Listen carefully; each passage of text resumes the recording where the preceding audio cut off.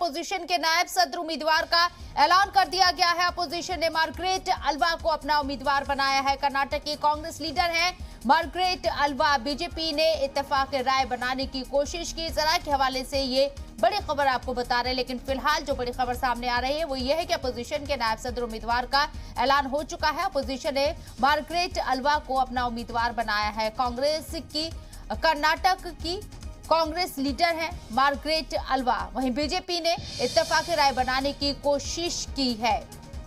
एक तरफ एनडीए की तरफ से बीजेपी एनडीए की तरफ से जगदीप धनखड़ को नायब सदर जमहूरिया उम्मीदवार बनाया गया है और उनके मुकाबले अपोजिशन ने मार्गरेट अल्वा को मैदान में उतारा है। नायब सदर उम्मीदवार के तौर पर उन्हें मैदान में पेश किया है। लेकिन आपको बता दें कि मार्गरेट अल्वा और जगदीप धनखड़ के बीच क्या कांटे की टक्कर होगी, फिलहाल इस बात के इम्कान कम है, क्योंकि जगदीप धनखड़ को जिताने के लिए एनडीए के पास नंबर जो गेम बताया जा रहा है वो है, ये बात कही जा रही है। ऐसे में अपोजिशन की तरफ से मार्गरेट अल्वा को नायब सदर जमहूरिया उम्मीदवार बनाकर क्या कन्विंस करने की कोशिश होगी ये भी देखना होगा। लेकिन फिलहाल दोनों उम्मीदवार का ऐलान हो चुका है।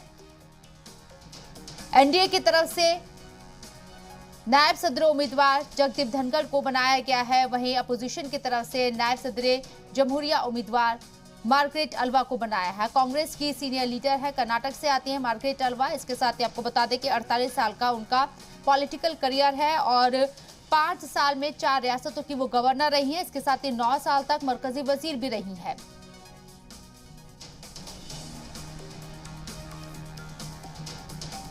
तो 19 तारीख को नॉमिनेशन फाइल करने की आखिरी तारीख है।